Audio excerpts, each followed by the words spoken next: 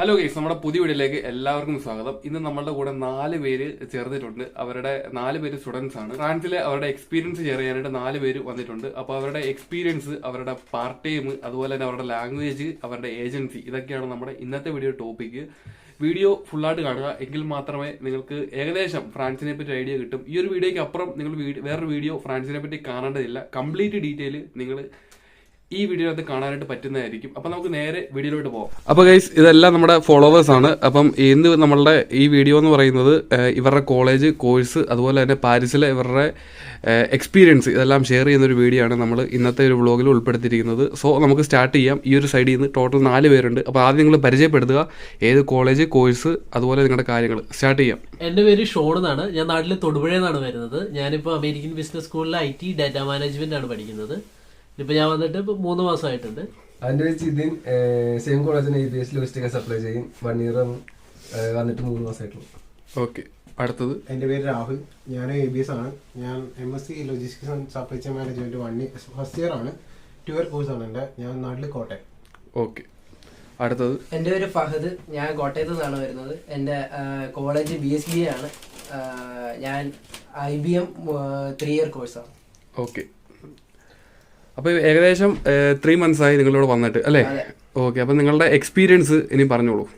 France കുഴപ്പമില്ല. ലാംഗ്വേജിന്റെ ഒരു barrier ഉണ്ട്. പിന്നെ ജോലി കിട്ടാനൊക്കെ ലാംഗ്വേജിൻ്റെതായ പ്രശ്നങ്ങളുണ്ട്. പിന്നെ ഒരുപാട് പേര് നാട്ടിൽ നിന്ന് വരുന്നുണ്ട്. അതുകൊണ്ട് തന്നെ ഓപ്പർച്യൂണിറ്റീസ് വളരെ കുറവാണ്. എനിക്കൊരു ഫ്രഞ്ച് റെസ്റ്റോറൻറ്റിലായിട്ടുണ്ട്. അത്യാവശ്യം നല്ല രീതിയിൽ നല്ല സമയമെടുത്തു ജോലി കിട്ടാൻ വേണ്ടിയിട്ട്. പിന്നെ സോഷ്യൽ സെക്യൂരിറ്റി ഇങ്ങനെയുള്ള കാര്യങ്ങളൊക്കെ കിട്ടാനെല്ലാം ഭയങ്കര ഡിലേ ആണ്. ബാങ്ക് അക്കൗണ്ട് ആണെങ്കിലും നമ്മൾ വിചാരിക്കണ പോലെ വന്നാൽ പെട്ടെന്ന് ജോലി കാര്യങ്ങളൊന്നും കിട്ടില്ല. നമുക്കിപ്പം കോളേജിന്റെ ടൈമിംഗ് ആണെങ്കിലും കുറച്ച് ഹെക്റ്റിക് ആയിരുന്നു. സ്റ്റുഡൻസിന് ഒത്തിരി ബെനിഫിറ്റ് ഉണ്ട്. ഇപ്പം കോപ്പ ലിങ്കി അങ്ങനെ ഒത്തിരി ഇതുണ്ട്, റേഷൻസും കാര്യങ്ങളൊക്കെ കിട്ടും സ്റ്റുഡൻസിന്. സ്റ്റുഡൻ്റ് ആയിട്ട് വരുമ്പോൾ അതിൻ്റെതായിട്ടുള്ള ബെനിഫിറ്റ് ഉണ്ട്. പക്ഷേ ഈ ലാംഗ്വേജിന്റെ ഒരു ബാരിയറാണ് ഇവിടെ എടുത്തു വരുന്ന ഒരു കാര്യം. ഓപ്പർച്യൂണിറ്റി ഉണ്ട്. പക്ഷേ ഫ്രഞ്ചും ഇംഗ്ലീഷും അറിയുന്നവർക്ക് നല്ല ഓപ്പർച്യൂണിറ്റി ഇവിടെ ഉള്ളത്. ഓക്കെ, ഇംഗ്ലീഷ് അറിയുന്നവർക്ക് മാത്രമല്ല, കുറച്ചെങ്കിലും ഫ്രഞ്ച് ഫ്രഞ്ചുകാർക്ക് ഇംഗ്ലീഷ് അറിയില്ല. അപ്പൊ ഇംഗ്ലീഷ് അറിയുന്നവരെ ഇപ്പോ ടൂറിസ്റ്റ് ടൂർ വരുന്നോണ്ട് പ്രിഫറൻസ് രണ്ടും ലാംഗ്വേജ് അറിയിച്ചിട്ടുണ്ട്. പക്ഷെ നമുക്ക് ഇംഗ്ലീഷ് മാത്രം അറിഞ്ഞിട്ട് ഇവിടെ കാര്യമില്ല. ഏജൻസിക്കാർ പലതും പറയും, 5 ഇയർ സ്റ്റേ ബാക്ക് കാണോ, അതാണ് ഇതാണോ എന്നൊക്കെ പറയും. അല്ലെ ഇംഗ്ലീഷ് ഫ്രഞ്ച് പഠിക്കണമെന്ന് നിർബന്ധമൊന്നുമില്ല, ജസ്റ്റ് ഇംഗ്ലീഷ് അറിഞ്ഞാൽ മതി എന്നൊക്കെ പറയും. പക്ഷെ നിങ്ങൾ പഠിച്ചിട്ട് വരുന്നതാണ് ഏറ്റവും നല്ലത്. ഇവിടെ ഫ്രഞ്ച് ഇല്ലാതൊരു പരിപാടി നടക്കത്തില്ല. പിന്നെ നമ്മുടെ ഏജൻസിക്കാർ ഓൾറെഡി പറഞ്ഞിരുന്നു ഫ്രഞ്ച് പഠിച്ചിട്ട് വരണം തന്നെയാണ് അവർ പറഞ്ഞത്. ഞാൻ നിർബന്ധിച്ച് ഫ്രഞ്ച് ക്ലാസ്സിനൊക്കെ അവർ വിട്ടായിരുന്നല്ലേ?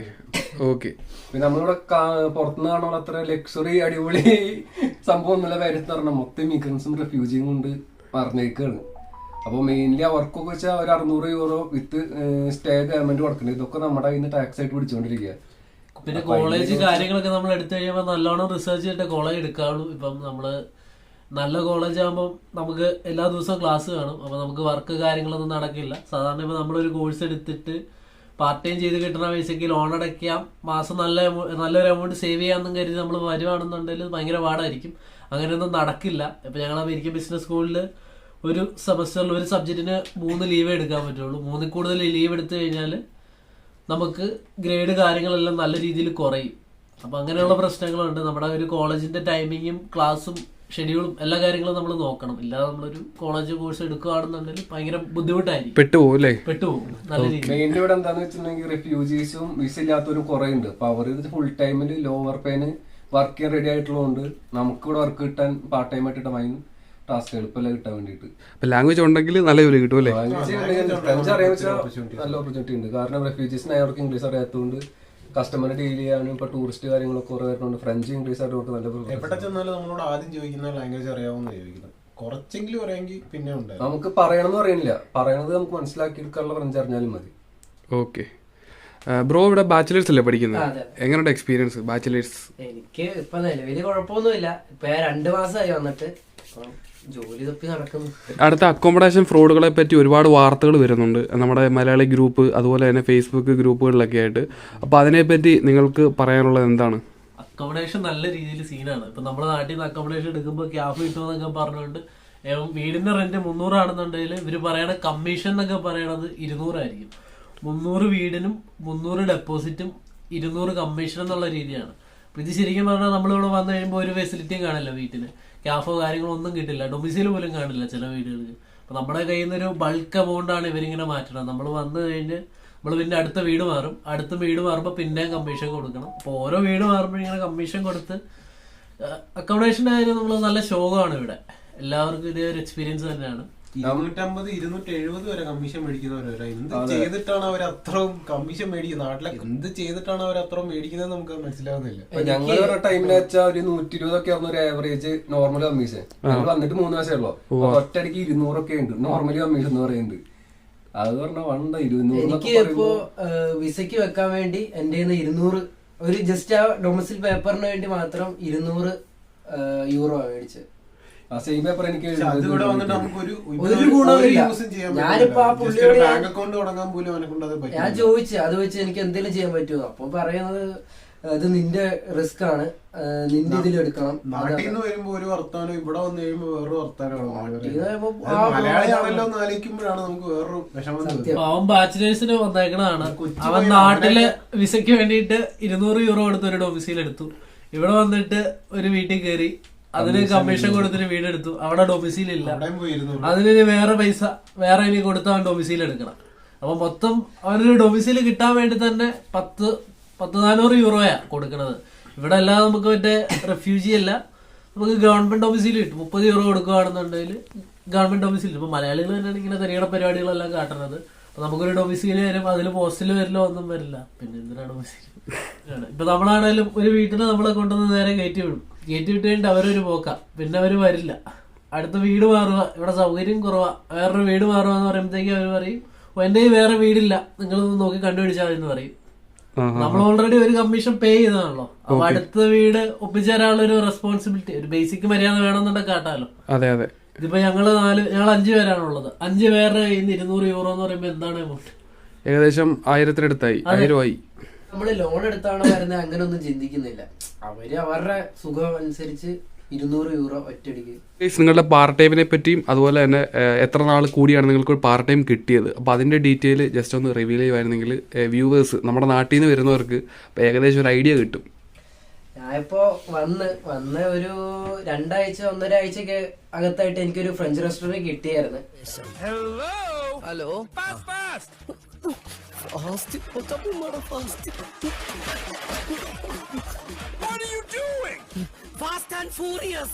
പക്ഷെ അവര് ഭയങ്കരമായിട്ട് കുറച്ച് പട്ടിപ്പണി എടുത്തപ്പോ ഞാൻ ഒരു ദിവസം കൊണ്ട് നിർത്തി. അപ്പൊ നാട്ടിൽ നിന്ന് വരുന്ന ശ്രദ്ധിക്കുക, അത്യാവശ്യം പണിയൊക്കെ എടുത്ത് എക്സ്പീരിയൻസ് ആവുക അല്ലേ? നല്ലോണം അവര് എടുപ്പിക്കും, പണി എടുപ്പിക്കും. റെസ്റ്റോറന്റിലൊക്കെ കയറി കഴിഞ്ഞാൽ കഴിഞ്ഞു, ജീവിതം അവിടെ തീർന്നു. പിന്നെ എല്ലാവരും തുടക്കം എന്ന് പറയുന്നത് ഇവന്റ് മാനേജ്മെന്റ് ആണ്. ഇവന്റ് മാനേജ്മെന്റ് നമ്മളൊരു 3 ആഴ്ചയിലും പോയി കഴിയുമ്പോൾ നമുക്ക് ഓട്ടോമാറ്റിക്കായി ലാൻഡ് ചെയ്യാൻ പറ്റും. അത് തന്നെ. ഇവന്റ് മാനേജ്മെന്റ് ആർക്കെങ്കിലും ജോയിൻ ചെയ്യാൻ താല്പര്യമുള്ളവർ വീഡിയോയുടെ ഡിസ്ക്രിപ്ഷനിൽ നമ്പർ കാണും, അതിൽ കോൺടാക്ട് ചെയ്യുക. ഓക്കെ. ടൈം കിട്ടിയപ്പോൾ ഒരു 3 മാസമായി. അതൊരു റെഫറൽ വെച്ചാണ് എനിക്ക് കിട്ടിയത്, അല്ലെങ്കിൽ അതും കിട്ടുമെന്ന് എനിക്ക് തോന്നുന്നില്ലായിരുന്നു. ഇപ്പൊ ഈ നാട്ടിൽ നിന്ന് വരുന്നവര് വന്നതിന്റെ അടുത്ത മാസം പാർട്ട് ടൈം കിട്ടും എന്നുള്ള പ്രതീക്ഷയിലൊക്കെ വരുവാണെങ്കിൽ അത് വെറുതെയാണ്. അല്ല, അതുപോലെ കഷ്ടപ്പെട്ട് അതുപോലെ ഒരു ശകലം പോലും ടൈം കളയാതെ നോക്കി വേണം. റെക്കമെൻഡേഷൻ ഇല്ല, ഇവിടെ ഒരു പരിപാടി ഉറപ്പായിട്ടും കിട്ടും, എളുപ്പം കിട്ടും. പാർട്ട് ടൈം എന്നൊക്കെ പറഞ്ഞാല് എനിക്കിപ്പോ ഇത്രയും ദിവസം കഴിഞ്ഞ ഒരു 2 ആഴ്ചയായിട്ട് എനിക്ക് കണ്ടിന്യൂസ് എക്സാമും വർക്കും എല്ലാം കൂടെ വന്നിട്ട് പ്രസന്റേഷനും എല്ലാം ആയിട്ട് കുറച്ച് ടാസ്ക് ആയിരുന്നു. അപ്പൊ അതെല്ലാം കഴിയുമ്പോൾ എനിക്ക് 6:30 ആകുമ്പോൾ ക്ലാസ് തീരും. 6:30 കഴിയുമ്പോൾ ഞാൻ വീണ്ടും പോയി ജോലിക്ക് കയറും. 7 ആകുമ്പോൾ ജോലിക്ക് കയറും. 7 to 12-12:15 ഞാൻ അവിടെ നിന്ന് ഇറങ്ങുമ്പോൾ തിരിച്ച് വീട്ടിൽ വരുമ്പോഴത്തേക്കും ഒരു 1:45 ആവും. എങ്ങനെ വെച്ചാലും കിടക്കുമ്പോൾ 2:45 ആവും, 2:15 ആവും. അത് കഴിഞ്ഞിട്ട് രാവിലെ എനിക്ക് 8:30 ക്ലാസ് ഉണ്ട്. രാവിലെ എണീറ്റ് ക്ലാസ്സിന് പോകണം. എല്ലാം ടാസ്ക് പിടിച്ച പരിപാടിയാണ്. ഇതെല്ലാം ആലോചിച്ചിട്ട് വേണം നമ്മൾ എടുക്കാനുണ്ട്. എടുത്തിയാടി ഒരു തീരുമാനം എടുത്തു വരരുത്, നന്നായി ആലോചിച്ച് നന്നായി ഒരു തീരുമാനം എടുത്തു വേണം വരാൻ ഫ്രാൻസിലോട്ട്. അതെ അതെ. ഏതൊരു സിറ്റുവേഷനും നമ്മളൊരു സർവൈവ് ചെയ്യാൻ പറ്റണം. സർവൈവ് ചെയ്യണമെന്നുള്ളൊരു മൈൻഡ് സെറ്റോടെ വേണം ഇവിടെ വരാൻ. ഇവിടെ വന്നിട്ട് ആരും മോട്ടിവേറ്റ് ചെയ്യാൻ ആരും കാണത്തൊന്നുമില്ല. നമ്മൾ തന്നെ സ്വന്തമായിട്ട് ഒരു ഇത് കണ്ടെത്തി പോകാൻ മാത്രമേ ഉള്ളൂ. ഞാൻ ഇപ്പോൾ കറന്റ് വെയർ ഹൗസിലാണ് പോകുന്നത്. അതുപോലെ ഫ്രണ്ട് വഴി റെഫർ വെച്ച് കയറിയതാ. അപ്പോൾ ടാസ്കിൽ പക്ഷേ ഇത് കുറവാണ്, ഷിഫ്റ്റ് കുറവാണ്. ദിവസം ഒരു 3 മണിക്കൂർ വെച്ച് കിട്ടുള്ളൂ. അങ്ങനെ ആഴ്ചയിൽ 9 മണിക്കൂർ. ആ ഒരു പ്രശ്നമുള്ളൂ. വർക്കൊക്കെ കുഴപ്പമില്ല, പാക്കിംഗ് ജോബാണ്. അപ്പോൾ ഞാൻ ലോജിസ്റ്റിക്സ് ആയതുകൊണ്ട് തന്നെ വെയർ ഹൗസ് തപ്പിപ്പിടിച്ച് നടന്ന അവസാനം വെയർ ഹൗസിലൊന്ന് നോക്കി എടുത്തതാണ്. ആ ഒരു സെയിം ഫീൽഡിൽ തന്നെ കിട്ടിയല്ലേ? അതെ. അപ്പോൾ പറ്റുകയാണെങ്കിൽ ഇന്റേൺഷിപ്പ് അവിടെ തന്നെ കിട്ടുമെന്ന് നോക്കാന്നില്ല അവിടെ കയറിയത്. 4 മണിക്കൊക്കെയാണ് അവിടേക്ക് പോകണമെങ്കിൽ ഏറെക്ക് വർക്ക് കമ്പാരിറ്റീവ്ലി അവേഴ്സ് കുറവാണ്. അവേഴ്സ് കുറവായതുകൊണ്ട് അതനുസരിച്ച് പേയും കുറയും. പിന്നെ 3 മണിക്കൂർ വർക്കുള്ളൂ. 3 മണിക്കൂർ വർക്കിന് വേണ്ടിയിട്ട് രാവിലെ വെളുപ്പിന് എഴുന്നേറ്റ് പോകണം. 4:30 എണീക്കേണ്ടി വരും പോകണമെങ്കിൽ. 3 മണിക്കൂർ വർക്കിന് ഞാൻ ഒരു 4 മണിക്കൂർ ട്രാവൽ ചെയ്യണ്ട അങ്ങോട്ടും ഇങ്ങോട്ട്. അതിപ്പോ ഇവന് 4 മണിക്ക് പോകണമെങ്കിൽ ഞാൻ കിടക്കുമ്പോഴത്തേക്കും അതാണ് പ്രശ്നം. ഇവൻ വന്നിടയ്ക്ക് 2:30, ഞാൻ പോവാൻ 4:30. പോകാൻ വരുമ്പോ എന്തായാലും പോകും. ഞാൻ എനിക്കുമ്പോ മുന്നോർക്കം പോകും. എനിക്കിവിടെ ഒരു ഫ്രഞ്ച് റെസ്റ്റോറന്റിലായി. അപ്പൊ ഞാൻ വന്നു കഴിഞ്ഞ് ജസ്റ്റ് CV ഒക്കെ ആയിട്ടൊന്ന് ഇറങ്ങിയായിരുന്നു. അപ്പൊ നമുക്ക് സോഷ്യൽ സെക്യൂരിറ്റി ആവാൻ വേണ്ടിയിട്ട് ഏകദേശം 2 മാസം എടുത്തെടുത്തായിരുന്നു. അപ്പൊ ഇവിടെ നല്ല റെസ്റ്റോറന്റിലും നല്ല ഷോപ്സിലൊക്കെ ചെല്ലുമ്പോൾ അവർ പറയണത് സോഷ്യൽ സെക്യൂരിറ്റി വേണമെന്നാണ്. പിന്നെ സോഷ്യൽ സെക്യൂരിറ്റി ആവാൻ ടൈം എടുത്തു. അത് കഴിഞ്ഞ് എനിക്ക് CV ആയിട്ട് നമ്മളിങ്ങനെ ഇറങ്ങി. ഒരാഴ്ച ഇങ്ങനെ ഒരു CV ആയിട്ട് ഇങ്ങനെ ഒരറ്റം തൊട്ട് ഇറങ്ങി. അപ്പൊ നമ്മളിങ്ങനെ ജോലി തപ്പി പോയപ്പോ ഒരു റെസ്റ്റോറന്റിൽ എത്തി. അവിടെ മാനേജർ ഉണ്ടായിരുന്നു. അപ്പൊ നമുക്ക് സ്പോട്ടിൽ പുള്ളിനെ കൺവിൻസ് ചെയ്യാൻ പറ്റി. പിന്നെ പിറ്റേ ദിവസം തൊട്ട് ജോലിക്ക് കയറി. ഇപ്പൊ കോൺട്രാക്ട് വെച്ചിട്ടുണ്ട്. കുഴപ്പമൊന്നുമില്ല, എങ്കിലും നല്ല രീതിയിൽ വർക്കുണ്ട്. ഫ്രഞ്ച് റെസ്റ്റോറന്റ് ആണ്. അപ്പൊ അതിന്റേതായ പ്രശ്നം അങ്ങനെ കുഴപ്പങ്ങളൊന്നുമില്ല. കമ്പാരിറ്റീവ്ലി കുഴപ്പമില്ല. പിന്നെ ഇവന്റ് മാനേജ്മെന്റ് വന്ന ടൈമിൽ ഇവന്റ് മാനേജ്മെന്റ് വർക്കിന് കാര്യങ്ങൾക്കൊക്കെ പോകുന്നുണ്ടായിരുന്നു. അപ്പൊ അത് നമുക്ക് എന്താ പറയാ നല്ല വർക്ക് ലോഡ് ഉണ്ട്. നമ്മൾ കുറച്ചാൾ ഇവന്റ് മാനേജ്മെന്റ് പോയി കഴിയുമ്പോഴത്തേക്ക് നമ്മള് വേറെ ജോലി നോക്കി തുടങ്ങും. കാരണം അതിന്റെ നാലിലൊന്നില്ല മറ്റെവിടെ കിട്ടിയാലും. പിന്നെ പരമാവധി മക്ഡൊണാൾഡ്സിലൊക്കെ കയറാൻ നോക്കുക. അതൊക്കെയാണെന്നുണ്ടെങ്കിൽ നമുക്ക് കുറച്ചുകൂടി വർക്ക് കുറവാണ്, കാര്യങ്ങൾ എളുപ്പമാണ്. ഇപ്പൊ ഞാൻ ഇപ്പൊ കയറിയ റെസ്റ്റോറന്റ് ആണെങ്കിൽ പോലും അവിടെ ആഴ്ചയിലാണ് മെനു മാറുന്നത്. അപ്പൊ നമ്മള് ഈ ഒരു ഫീൽഡ് അല്ലാത്തതുകൊണ്ട് നമുക്കൊന്നും അറിയില്ല. അപ്പൊ നമ്മൾ എന്തെങ്കിലും ഒരു കാര്യം പഠിച്ചു വരുമ്പോഴത്തേക്ക് ആ മെനു അങ്ങ് മാറും. പിന്നെ നമ്മൾ അടുത്തത് പഠിക്കണം. പിന്നെ അവിടെ ഒരു പൊളിറ്റിക്സ് ഒക്കെ ഉണ്ടാവും. ഓക്കെ, അപ്പൊ അതാണ് പാർട്ട് ടൈമിന്റെ കാര്യങ്ങൾ നിങ്ങൾ പറഞ്ഞത് അല്ലേ? ജോബ് കിട്ടാൻ ഇപ്പൊ ഞങ്ങൾ തന്നെ മുമ്പ് റൂമായിട്ട് അഖിൽ എന്ന് പറഞ്ഞ പുള്ളി ഉണ്ടായിരുന്നു. ഡെയിലി ഇറങ്ങിയിട്ട് ഒരു മിനിമം ടാർഗറ്റ് വെച്ചേക്കാം 10 കിലോമീറ്റർ നടക്കുന്നു. ഒറ്റ റെസ്റ്റോറന്റ് വിടില്ല, എല്ലാം കടന്ന് കയറി ഇറങ്ങും. ആളിപ്പോ വന്നതിന് 4 ജോബ് മാറി 4 കിട്ടി. പുള്ളി ഇതുപോലെ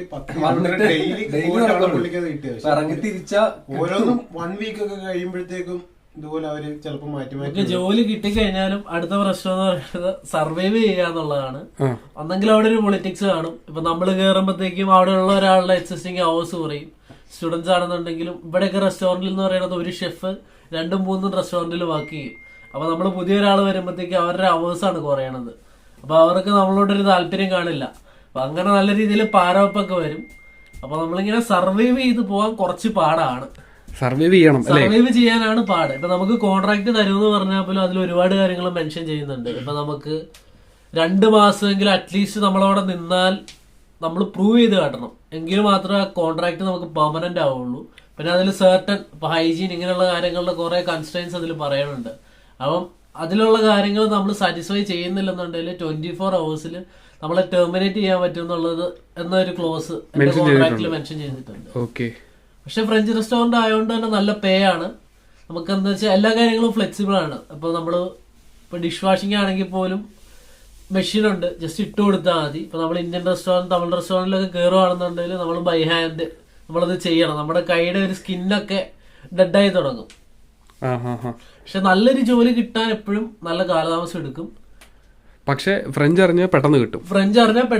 എനിക്ക് ഫ്രഞ്ച് അറിയില്ലായിരുന്നു. നമ്മള് നേരെ റെസ്റ്റോറന്റിൽ പോവും, പറലേവോ ആംഗ്ലേ പറഞ്ഞാൽ നേരെ ഇംഗ്ലീഷ് കാര്യം പറയും. നമുക്ക് അങ്ങനെ മാനേജേഴ്സിനോട് ഡയറക്റ്റ് സംസാരിക്കുകയാണ്. നമ്മൾ കൺവിൻസ് ചെയ്യാൻ പറ്റുവാണെന്നുണ്ടെങ്കിൽ നമുക്ക് പെട്ടെന്ന് കാര്യം നടക്കും. ഇല്ലെന്നുണ്ടെങ്കിൽ നമ്മുടെ CV അവിടെ എത്തുമെന്ന് പോലും അറിയില്ല. നമ്മള് റെസ്റ്റോറന്റിൽ പോയാലും മാക്സിമം മാനേജേഴ്സിന് CV കൊടുക്കാൻ നോക്കുക. നമ്മളവിടെ സ്റ്റാഫിന് കൊടുത്തിട്ട് കാര്യമില്ല, അവര് എതിർത്തിട്ട് കളയുള്ളൂ. നിങ്ങൾ 3 പേരും മാസ്റ്റേഴ്സ് ആണ് ചെയ്യുന്നത് അല്ലേ? നിങ്ങൾ 3 പേര്. അപ്പം ബ്രോ മാത്രം ബാച്ചിലേഴ്സ്. അപ്പൊ ബാച്ചിലേഴ്സ് ആണോ നല്ലത്, മാസ്റ്റേഴ്സ് ആണോ ഫ്രാൻസിൽ വന്ന് ചെയ്യാനായിട്ട്? മാസ്റ്റേഴ്സ് ആയിരിക്കും നല്ലതാണ് എനിക്ക് തോന്നുന്നത്. ഇപ്പൊ നമുക്ക് തന്നെയാണല്ലോ അമേരിക്കൻ ബിസിനസ് സ്കൂളിൽ വന്നതില് ബാച്ചിലേഴ്സ് വന്നേക്കുന്നത് ഏകദേശം ഒരു മലയാളികൾ തന്നെ ഒരു 80% സ്റ്റുഡൻസും ഡ്രോപ്പ് ചെയ്യുകയാണ്. ഒരാഴ്ചക്കകം അവര് ഡ്രോപ്പ് ചെയ്യും. ബേസിക് അവർക്ക് ഡിഗ്രി ഇല്ലാതെ അവർ ഡ്രോപ്പ് ചെയ്യും. അവരെ കൊണ്ട് പറ്റില്ല. കാരണം ഇപ്പം പലർക്കും ഗൂഗിൾ മാപ്പ് ഒക്കെ കോളേജിൽ പോകാൻ പോലും അറിയില്ല എന്നുള്ള അവസ്ഥയാണ്. ഇപ്പൊ നമുക്ക് പിടിച്ചിരിക്കാൻ വലിയ പാടാണ്. ഇപ്പൊ നമുക്ക് തന്നെ അറിയാവുന്ന ഞങ്ങള് കോളേജിൽ പോയ ടൈമിലുണ്ടായിരുന്ന ബാച്ചിലേഴ്സിൽ പല ആൾക്കാരും ഇപ്പൊ ഇല്ല. അവരേകദേശം ഒരു 1 വീക്കിൽ തന്നെ നിർത്തിയിട്ടുണ്ടാവും പരിപാടി. അപ്പൊ ആദ്യമായിട്ട് നമ്മളെ ഏജൻസി ഓരോന്ന് പറയും, അത് കേട്ട് ഇവരെടുത്തിയാടും. മെയിൻലി അവർക്ക് സ്റ്റേ ബാക്ക് ഇല്ല. 3 കൊല്ലം പഠിച്ചതിന് 6 months അങ്ങോട്ടുള്ളതുകൊണ്ട് സ്റ്റേ ബാക്ക്. പിന്നെ ഫീസും കൂടില്ല, പിന്നെ വന്നിട്ട് കാര്യമില്ലല്ലോ. പിന്നെ 3 കൊല്ലം ഈ എമൗണ്ട് എടുത്ത് പഠിച്ചിട്ട് മാസ്റ്റേഴ്സ് എടുക്കാൻ ചിലവർ പ്ലാൻ ചെയ്യണം. അവർ ആ ഫണ്ട് ഇവിടെ നിന്ന് ഉണ്ടാക്കാന്ന് പറഞ്ഞാൽ ഡിഫിക്കൽട്ട് ആണ്. 10,000 യൂറോക്കോ പാർട്ട് ടൈം ചെയ്ത് 3 കൊല്ലം കൊണ്ട് ഉണ്ടാക്കണം. പിന്നെ ബാച്ചിലേഴ്സ് ഒക്കെ പഠിച്ചിറങ്ങാൻ ഏകദേശം ഒരു 30 ലക്ഷം രൂപ ചെലവാണ്. 35 ലക്ഷം രൂപ അടുത്ത് ചെലവ് ലോൺ ഉണ്ട്, ആ ലോണിക്ക് അടക്കണം. പിന്നെ ഈ മാസ്റ്റേഴ്സിനുള്ള ഫണ്ട് ഉണ്ടാക്കുക റേസ് ചെയ്യാന്ന് പറഞ്ഞാൽ കുറച്ച് ഡിഫിക്കൽട്ട് ആണ് അല്ലേ? ാണ് ഒന്നാമത്തെ കാര്യം. ഇപ്പം സ്വാഭാവികമായിട്ടും ബാച്ചിലേഴ്സിനുള്ളവര് നാട്ടിൽ നിന്ന് വീട്ടിൽ നിന്ന് മാറിക്കാതെ വന്നേക്കണവരാണ്. അവർക്ക് പെട്ടെന്ന് പുതിയൊരു അറ്റ്മോസ്ഫിയറിലോട്ട് വന്നു കഴിയുമ്പോൾ അതിന്റെ ഒരു പേടിയും കാര്യങ്ങളും. പിന്നെ നമ്മളിവിടെ വരുമ്പോ തന്നെ ഇപ്പൊ ഞങ്ങളാണെങ്കിലും ഇവിടെ വന്നു കഴിഞ്ഞപ്പോ എല്ലാവരും നെഗറ്റീവായിട്ട് പറയണം. നമ്മള് കോളേജിൽ കാണുന്നവരും റൂമിലുള്ളവരും എല്ലാവരും പറയുന്നത് ഫ്രാൻസ് ലാംഗ്വേജ് അറിയാം, ഇവിടെ ഒരു കാര്യമില്ല. നമ്മളിവിടെ പരിചയപ്പെട്ടതിൽ ഡ്രോപ്പ് ചെയ്യുന്നവരാണ് കൂടുതലും. അതെ, ഒരു 10 ആളെ കണ്ടു 8 ആൾക്കാരും ഡ്രോപ്പ് ചെയ്യുന്നവരാണ്. ഫുൾ ടൈം ജോലി പോണവരും. ഫസ്റ്റ് ഡേ വന്നിട്ട് ആദ്യമായിട്ട് കാണുന്ന ഒരു മലയാളി പുള്ളിയോട് ചോദിച്ചു കാര്യം, ചേട്ടാ കോളേജ് എങ്ങനെ ഉണ്ടെന്ന് പുള്ളി പറയും, മോനെ നീ ഫീസ് അടച്ചത് ചോദിച്ചു. ഞാൻ പറഞ്ഞു ചേട്ടാ പകുതി അടച്ചെന്ന് പറഞ്ഞു. എന്നാൽ ബാക്കി പകുതി അടയ്ക്കാതെ നീ നേരെ വേറെ വല്ല പരിപാടി പിടിച്ചു, അല്ലെങ്കിൽ ഈ കോളേജിൽ പഠിച്ച ഒന്നും റെഡി ആവില്ലെന്നാണ് പുള്ളി ആദ്യം പറഞ്ഞു. പക്ഷെ അത് പുള്ളിയുടെ ഒരു ഇതാണ്, പുള്ളിയുടെ പോയിന്റ് ഓഫ് വ്യൂ ആണ്. പക്ഷെ രക്ഷപ്പെട്ടവരും ഉണ്ട് അല്ലേ? രക്ഷപ്പെട്ടവരും ഉണ്ട്. ഭയങ്കര ഡിമോട്ടീവ്. ഇപ്പൊ നമ്മള് ഒന്ന് എക്സ്പെക്ട് ചെയ്യും, ഇവിടെ വന്നിട്ട് നമ്മുടെ ഒരു എക്സ്പെക്ടേഷൻ സാറ്റിസ്ഫൈ ചെയ്യുന്നില്ലെന്നുണ്ടെങ്കിൽ നമ്മള് ഭയങ്കരമായിട്ട് നെഗറ്റീവ് പറയും. അതിൽ ഇപ്പൊ ടാലന്റ് ഉണ്ട്, അത് വലിയൊരു ഫാക്ടറാണ്. ഇപ്പൊ നമ്മള് പലർക്കും ഇപ്പൊ ഞാനാണെങ്കിലും ഇവിടെ വന്നു കഴിഞ്ഞാൽ വിചാരിച്ചവരും നേരത്തെ പാർട്ട് ടൈം കിട്ടി, എനിക്ക് വലിയൊരു ബുദ്ധിമുട്ട് തോന്നിയില്ല. എനിക്കും എന്റെ കോളേജ് അത്ര വലിയ മോശം, ഈ പറയുന്ന അത്ര വലിയ നെഗറ്റീവ് ഒന്നും തോന്നുന്നില്ല. ഒന്നും ഇരുന്ന് നോക്കിയാൽ കംപ്ലീറ്റ് ചെയ്യാവുന്ന പരിപാടി. ഒന്നെങ്കിൽ കോളേജിൽ കാര്യമുള്ള ചെറിയ കോളേജിൽ എവിടെയെങ്കിലും എടുക്കണം. അവിടെ എടുക്കുക എന്നുണ്ടെങ്കിൽ അക്രഡേഷൻ ഇല്ല. അക്രഡേഷൻ ഉള്ള നല്ല കോളേജ് നോക്കി കഴിയുമ്പോഴത്തേക്കും അവിടെ എല്ലാ ദിവസവും ക്ലാസ് ഉണ്ടാവും, ഫീസ് കൂടുതലായിരിക്കും, അപ്പൊ വർക്ക് ചെയ്യാൻ പറ്റില്ല. അപ്പൊ നമ്മളെല്ലാം കൂടെ നോക്കും, ഒരിടത്തരം കോളേജ് പിടിക്കുക. നിങ്ങളുടെ കോളേജ് ഏകദേശം അതുപോലെ അല്ലേ? ഞങ്ങളുടെ കോളേജ് വലിയ കുഴപ്പമില്ല. ഇപ്പൊ ഞങ്ങളുടെ കോളേജിൽ എനിക്ക് 2 year എക്സ്പീരിയൻസ് ഉണ്ടായിരുന്നു. അപ്പൊ ഞാൻ ആ 2 year എക്സ്പീരിയൻസ് വെച്ച് ഡയറക്റ്റ് സെക്കൻഡ് ഇയറിലോട്ട് കയറി. അപ്പൊ എനിക്ക് 2 വർഷം കോഴ്സ് 1 year പഠിച്ചിറങ്ങാൻ പറ്റും. അപ്പൊ എനിക്കൊരു 1 year സേവ് ചെയ്യാൻ പറ്റി. പഠിച്ചിറങ്ങുമ്പോൾ 2 year ഡയറക്റ്റ് സെക്കൻഡ് ഇയറിലോട്ട് കയറാൻ പറ്റി. അതൊരു അഡ്വാൻറ്റേജ് ആണ്, വലിയൊരു അഡ്വാൻറ്റേജ് ആണ്. ഇപ്പൊ ഞങ്ങൾക്കാണെങ്കിൽ ഇപ്പം 3 മാസം കൊണ്ട് ഫസ്റ്റ് സെമസ്റ്റർ കഴിഞ്ഞു. ഇപ്പൊ ബ്രേക്ക് ആണ് 4 മാസം. അപ്പൊ 4 മാസം എനിക്ക് അത്യാവശ്യം നല്ല രീതിയിൽ വർക്ക് ചെയ്യാൻ പറ്റും. പിന്നെ അത് കഴിഞ്ഞ് അടുത്തൊരു 3 മാസം ക്ലാസ് കഴിയും. അത് കഴിഞ്ഞാൽ പിന്നെ ഇന്റേൺഷിപ്പ് ആണ്. ഇന്റേൺഷിപ്പ് ഒക്കെ കണ്ടുപിടിക്കാൻ നല്ല രീതിയിൽ പാടാണ്. ഡ്രോപ്പ് ചെയ്ത് ഫുൾ ടൈം വർക്കിന് പോകുന്നവരുണ്ട്. അവരെന്ന് വെച്ചിട്ടുണ്ടെങ്കിൽ 2 കൊല്ലം ഫണ്ട് ഉണ്ടാക്കാൻ നാട്ടിലേക്ക് തിരിച്ചു പോകുന്ന മൈൻഡിലാണ്. അപ്പൊ അവർക്ക് അങ്ങനെ ചെയ്യാം. അതെല്ലാം നമുക്ക് വൈറ്റ് കോളർ ജോബ് ഒക്കെ വേണമെന്നുണ്ടെങ്കിൽ കഷ്ടപ്പെട്ട് കോഴ്സ് കംപ്ലീറ്റ് ചെയ്ത് ഇന്റേൺഷിപ്പും കംപ്ലീറ്റ് സർട്ടിഫിക്കറ്റ് വാങ്ങിയിട്ട് പിന്നെ ഇറങ്ങിയിട്ടേ കാര്യമുള്ളൂ. അപ്പൊ നമ്മള് ഏതാ പ്രിഫർ ചെയ്യണത് അതുപോലെ ഡിപെൻഡ്സ് അപ്പോൺ യു. ഞാനിപ്പോ വെയർ ഹൗസിൽ കയറിയെങ്കിൽ 3 മണിക്കൂർ ഇഷ്ടമുള്ളൂ. പക്ഷെ ഞാൻ ഹാപ്പിയാണ്, കാരണം എനിക്ക് 2 അടയ്ക്കാനും ചെലവുള്ള പൈസ അതിന് കിട്ടും. അപ്പൊ എന്റെ സ്റ്റഡീസും സെയിം ടൈം കൊണ്ടുപോകാൻ പറ്റും. അപ്പൊ എനിക്കിപ്പോ എന്ന് വെച്ചാൽ 3 മാസം കഴിഞ്ഞിട്ടുണ്ടെങ്കിൽ എന്റെ കോഴ്സ് കംപ്ലീറ്റ് ആയി. പിന്നെ ഇന്റേൺഷിപ്പ്, അപ്പൊ ഇന്റേൺഷിപ്പ് എന്ന് പറഞ്ഞാൽ അവിടെ 1 ടാസ്ക്കാ. ഇപ്പൊ 3 മണിക്കൂർ വർക്ക് കഴിഞ്ഞ് എനിക്ക് വന്നിട്ട് ഇന്റേൺഷിപ്പിൽ അപ്ലൈ ചെയ്യാം, അതിനുള്ള പരിപാടികൾ നോക്കാൻ പറ്റും. ആ സമയം എനിക്ക് റെസ്റ്റോറൻറ്റിലൊക്കെ ഫുൾ ടൈം കയറി കഴിഞ്ഞിട്ടുണ്ടെങ്കിൽ പഠിപ്പ് ഇതുകൂടി കൊണ്ടുപോകാൻ ഭയങ്കര ബുദ്ധിമുട്ടാണ്. അപ്പൊ ഇനി ഞാൻ ഹാപ്പിയാണ്. ഇപ്പൊ എനിക്ക് 3 hour പേ കുറവാണെങ്കിൽ എനിക്ക് കുഴപ്പമില്ല, കാരണം എനിക്ക് 3 മാസം സ്ട്രഗിൾ കഴിഞ്ഞാൽ എനിക്കപ്പോ ഓരോരുത്തർ ചോയ്സ് പോലെയാണ് അത് തന്നെ. പിന്നെ നാട്ടിൽ നിന്ന് വരുന്ന ഒരു 70% അല്ലെ 60% ആൾക്കാരും കയറുന്നത് ഫുൾ ടൈം ഏതെങ്കിലും തമിഴ് സ്റ്റോറിലോ തമിഴ് റെസ്റ്റോറന്റിലോ എല്ലാം കയറും. അപ്പൊ അവിടെ എന്ന് പറയുന്നത് ഒരു ഫിക്സഡ് പേ ആയിരിക്കും, 1000 1500 ഒക്കെ കിട്ടും. അപ്പൊ എല്ലാ ദിവസവും ക്ലാസ് കഴിഞ്ഞിട്ട് വർക്കിന് പോകണം. ശനി ഞായറും ഫുൾ ഡേ ഉണ്ടാവും, ഒരു ഫിക്സഡ് പേ. നമുക്കങ്ങനെ പ്രത്യേകിച്ച് നമുക്കൊന്നും ഗെയിൻ ചെയ്യാൻ പറ്റില്ല. ഒരു ഡെയിലി നീഡിനുള്ളൊരു പൈസ കുറച്ച് നാട്ടിലോട്ട് വായിക്കാം. ആ ഒരു രീതിയിൽ അങ്ങനെ ലൈഫ് പോകും. അപ്പൊ നമുക്ക് മറ്റു കാര്യങ്ങളൊന്നും വർക്ക്ഔട്ട് ചെയ്യാൻ പറ്റില്ല, സ്റ്റഡീസിന് നല്ല രീതിയിൽ ഫോക്കസ് ചെയ്യാൻ പറ്റില്ല. അപ്പൊ നമ്മൾ ബാച്ചിലേഴ്സ് കഴിഞ്ഞുള്ളവർ വരുമ്പോഴത്തേക്കും ആൾക്കാർക്ക് ഒരു മെച്യൂരിറ്റി കാര്യങ്ങളുണ്ടാവുമല്ലോ.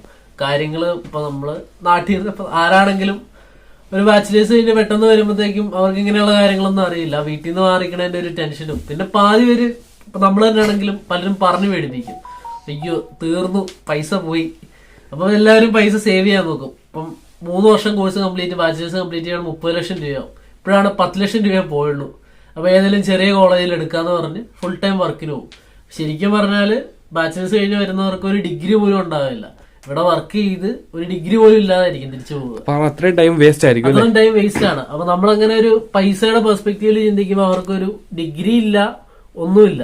നമ്മളൊരു മാസ്റ്റേഴ്സ് എടുത്ത് വന്ന മാസ്റ്റേഴ്സിന് വരുവാണെന്നുണ്ടെങ്കിൽ നമുക്ക് അറ്റ്ലീസ്റ്റ് ഒരു ഡിഗ്രി ഉണ്ട്, നമ്മള് സ്റ്റേബിൾ ആണ്, ഒരു ബേസിക് എഡ്യൂക്കേഷൻ സംഭവം ഉണ്ടാവും നമുക്ക്.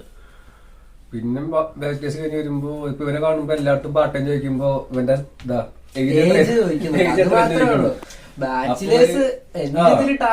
വെച്ചിട്ട് എന്താ വെച്ചാൽ മെച്ചൂർഡും അല്ല, ചെറിയ ചെക്കനാണെന്നുള്ള ഇതില് അവിടെ മാർക്കും കിട്ടില്ല. ആ ഒരു പ്രശ്നം എല്ലായിടത്തും വരുന്നുണ്ട്. സംഭവം ഒരു 19 വയസ്സായി, പക്ഷെ ആരും സമ്മതിക്കുന്നില്ല. ആധാർ കാർഡ് കേട്ടേണ്ട അവസ്ഥയാ. എന്റെ ക്ലാസ്സിലിപ്പോ രണ്ടുപേരേ ഉള്ളൂ 19 വയസ്സ്. ബാച്ചിലേഴ്സ് ആണെങ്കിൽ തന്നെ 19 വയസ്സുള്ള രണ്ടുപേരേ ഉള്ളൂ. ബാക്കി എല്ലാരും 25, 24 ബാച്ചിലേഴ്സ് തന്നെ. 26 വയസ്സ്. എന്റെ കോളേജിൽ എനിക്ക് 21 ലക്ഷമാണ് ഇപ്പൊ BSBAയില് 3 ഇയർ കോഴ്സിന്. 21 വലിയ കൂടുതലല്ല, കാരണം അമേരിക്കൻ ബിസിനസ് സ്കൂളിലൊക്കെ 2 ഇയർ കോഴ്സ് എടുക്കുമ്പോൾ ഏകദേശം 20 വരുന്നുണ്ട്. അങ്ങനെ നോക്കുമ്പോ 3 ഇയർ കോഴ്സ് അതൊരു വലിയ എമൗണ്ട് അല്ല. അമേരിക്ക അത്യാവശ്യം വാല്യുള്ള ഇതാണ്. BSBA ഇപ്പൊ ജർമ്മൻ ബേസ് ചെയ്തുള്ളതാണ്. അപ്പൊ ജർമ്മനിയിൽ പോകാനുള്ള ഒരു ഓപ്പർച്യൂണിറ്റി, സെക്കൻഡ് ഇയർ ജർമ്മനിയിലോട്ട് പോകാൻ പറ്റും. അത് നല്ലൊരു ഓപ്ഷനാണ്. ഇതില് 2 ദിവസം ക്ലാസ് ഉണ്ട്, ടൈം ഉണ്ട്. BSBA 2 ദിവസം. എനിക്കിപ്പോ വെള്ളിയും ശനിയും, അത് ഉച്ച വരെ ഉള്ളു ക്ലാസ്. ബാച്ചിലേഴ്സിന് 2 ദിവസം ക്ലാസ് ഉള്ളൂ. 2 ദിവസം. അവർക്ക് 2 ദിവസമേ ഉള്ളൂ. മാസ്റ്റേഴ്സിനും എല്ലാം 2 ദിവസം തന്നെ ക്ലാസ് ഉള്ളൂ. വർക്ക് ചെയ്യാൻ വേണ്ടി വരുന്നവരാണെന്നുണ്ടെങ്കിൽ BSBA നല്ലൊരു ഓപ്ഷൻ എന്നാണ് എനിക്ക് തോന്നുന്നത്. അതിന്റെ അക്രഡേഷനും കാര്യങ്ങളൊക്കെ എങ്ങനെയാണെന്ന് ചെക്ക് ചെയ്തിട്ട് അഡ്മിഷൻ എടുക്കുക. അപ്പൊ ഓരോരുത്തർക്ക് ചിലര് വർക്ക് ചെയ്ത് പൈസ ഉണ്ടാക്കി തിരിച്ച് നാട്ടിൽ പോവുക. ചിലർക്ക് നല്ലൊരു ഡിഗ്രി, നല്ലൊരു മാസ്റ്റേഴ്സോ അല്ല നല്ലൊരു ബാച്ചിലേഴ്സോ വേണം, തിരിച്ച് നല്ലൊരു വൈറ്റ് കോളറിൽ കയറണം എന്നുള്ളവർ ആ രീതിയിൽ എടുക്കുക. പക്ഷെ നമുക്ക് അങ്ങനെ ഒരു കോഴ്സ് എടുക്കുമ്പോൾ നമുക്ക് ലോണോ കാര്യങ്ങളൊന്നും റീപേ ചെയ്യാൻ പറ്റില്ല. ഇപ്പൊ നമ്മള് EMLV ഒക്കെ എന്നുണ്ടെങ്കിലും നല്ല അക്രഡേറ്റഡ് ആയിട്ടുള്ള കോളേജാണ്. അപ്പൊ ഗൈസ്, ഒരുപാട് ഡീറ്റെയിൽ നിങ്ങൾ തന്നു അല്ലേ. വരാൻ പോകുന്നവർക്ക് അല്ലെങ്കിൽ 2024 സെപ്റ്റംബർ 2025 ഫെബ്രുവരി ഇന്ത്യയിൽ വരാൻ പോകുന്നവർക്ക് ഒരുപാട് ഹെൽപ്പായിട്ടുള്ള ഡീറ്റെയിൽസ് ആണ് നിങ്ങൾ 4 പേരും പ്രൊവൈഡ് ചെയ്തിരിക്കുന്നത്. ഓക്കെ, അപ്പം അടുത്ത ഒരു കാര്യം എന്ന് പറയുന്നത്, നിങ്ങൾ ഇങ്ങോട്ട് കയറി വന്ന അല്ലെങ്കിൽ നിങ്ങളെ ഇങ്ങോട്ട് കയറ്റി വിട്ട ഏജൻസിയെ പറ്റി റിവീൽ ചെയ്യുക. ഏത് ഏജൻസി വഴിയാണ് വന്നത്, അവരുടെ പ്രോസസ്സിങ് എങ്ങനെയുണ്ട്. അപ്പോൾ ആ ഒരു കാര്യം കൂടി പറഞ്ഞുകൊണ്ട് നമുക്ക് ഈ വീഡിയോ ഇവിടെ വൈൻഡ് അപ്പ് ചെയ്യാം. ഈ ഒരു സൈഡിൽ സ്റ്റാർട്ട് ചെയ്യാം. ഞാനും രാഹുലും ഞങ്ങൾ വേറെ 2-3 പേരുണ്ടായിരുന്നു ഇവിടെ വന്നത്. കുഴപ്പമൊന്നുമില്ല, അത്യാവശ്യം നല്ല ഏജൻസിയാണ്. ഓക്കെ, അതിന്റെ ചെയ്തു തന്നത്. ഓക്കെ,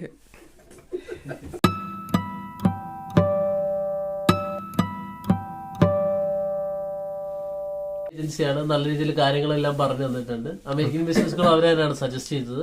അപ്പൊ അതിൽ അവരൊരു അഡ്വാൻറ്റേജ് ആയിട്ട് നമ്മുടെ 2 ഇയർ കോഴ്സിനെ ഒരു 1 ഇയർ ആക്കി കിട്ടിയായിരുന്നു. അതിനെന്ന് വെച്ച് കഴിഞ്ഞാൽ എക്സ്പീരിയൻസ് ഉണ്ടായിരുന്നു. ആ എക്സ്പീരിയൻസ് വെച്ച് അവരിത് റെഡിയാക്കി തന്നു. പിന്നെ അവര് ഫ്രഞ്ച് പഠിക്കണം എന്നെല്ലാം മുൻകൂട്ടി തന്നെ നമ്മളോട് പറഞ്ഞായിരുന്നു. നല്ല രീതിയിൽ ഫ്രഞ്ച് പഠിച്ചില്ലെന്നുണ്ടെങ്കിൽ ഇങ്ങനെയൊക്കെയാവും കാര്യങ്ങളെന്ന് നമുക്കൊരു അവയർനെസ് തന്നിരുന്നു. ഓക്കെ, മൊത്തത്തിൽ കുഴപ്പമില്ല. നിങ്ങൾ 3 പേരും അല്ലേ ആ ഒരു ഏജൻസി? അത് നല്ല അവരുടെ പ്രൊസീജിയർ എന്ന് പറയുമ്പോ വിസയുടെ ഒക്കെ പക്കായിരുന്നു. നമ്മളെ കൊണ്ടൊന്നും ചെയ്യിച്ചില്ല. വിസയുടെ മൊത്തം അവര് ഉദാഹരണം ആ സമയം കോളേജ് അപ്ലിക്കേഷൻ പരിപാടിയൊക്കെ എന്നെ കൊണ്ട് ചെയ്യിപ്പിച്ചത്. അപ്പൊ നമുക്ക് എന്താ വെച്ചാൽ കോളേജിൽ എന്താ ചെയ്തത്, എവിടെ ചെയ്തത് എല്ലാം നമുക്കൊരു ഐഡിയ ഉണ്ടായിരുന്നു. അപ്പൊ ഞാൻ ഫസ്റ്റ് കയറിയപ്പോ കോളേജിൽ ഓരോ ഡോക്യുമെന്റ്സോ കാര്യങ്ങളും കിട്ടാൻ ബാക്കിയുള്ള പിള്ളേര് വന്ന് കൂടി കഴിക്കണം. പക്ഷെ ഞാൻ തന്നെ ചെയ്തോണ്ട് എനിക്ക് ഐഡിയ ഉണ്ടായിരുന്നു. അപ്പൊ ഞാൻ സജസ്റ്റ് ചെയ്ത എക്സ്പെർട്സ് ഇവിടെ വന്നിട്ട് പാർട്ട് ടൈം സെറ്റ് ആക്കിയിട്ടൊക്കെ പറയും. അതില്ല, അതൊക്കെ വെറുതെ ആണല്ലേ. അതല്ല ഏജൻസി വെറുതെ. ഇവിടെ അസിസ്റ്റൻസ് ഒന്നും കിട്ടില്ല.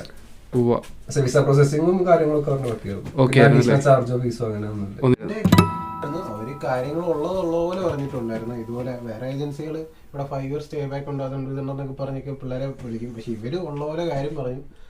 2 ഇയർ സ്റ്റേ ബാക്കേ ഉള്ളൂ, പിന്നെ ഫ്രഞ്ച് പഠിക്കണം, അങ്ങനത്തെ ഉള്ള കാര്യങ്ങളെല്ലാം ഉള്ളപോലെ തന്നെ ഡീറ്റെയിൽ ആയിട്ട് പറഞ്ഞു. തീരുമാനിച്ചിട്ട് എടുത്താൽ മതി എന്നുള്ളത് നമ്മുടെ കയ്യിലായിരുന്നു ചോയ്സ് ഫുള്ള്. അവരങ്ങനെ ഒന്നും കയറി ഇങ്ങനെ ഏറ്റെടുത്തിട്ടൊന്നുമില്ല. എല്ലാം നമ്മുടെ ചോയ്സ് ആയിരുന്നു. നല്ലൊരു ഏജൻസിയാണ്.